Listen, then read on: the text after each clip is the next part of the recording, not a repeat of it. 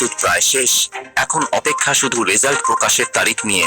পরীক্ষার ফলাফল কেমন হবে জানতে চাইলে শিক্ষা মন্ত্রণালয় থেকে কয়েকটি সুসংবাদ জানা গেছে।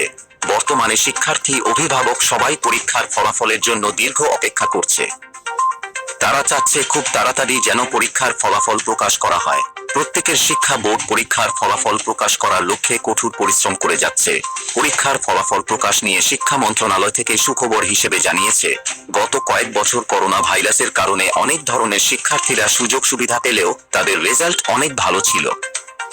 কিন্তু 2024 সালে শিক্ষার্থীদের বাড়তি কোন সুযোগ সুবিধা প্রদান করা হয়নি। তারপর এ ব্যাচে শিক্ষার্থীর অনেক ভালো ফলাফল করবে বলে আশাবাদী। তাছাড়া 2-1 নম্বরের কারণে যে স্কুল শিক্ষার্থী ফেল ছিল, শিক্ষক সেখানে নম্বর বাড়িয়ে পাস দিয়েছে। তবে যেখানে 4-5 নম্বরের কারণে ফেল করেছে সেখানে নম্বর বাড়িয়ে দেওয়া সম্ভব হয়নি।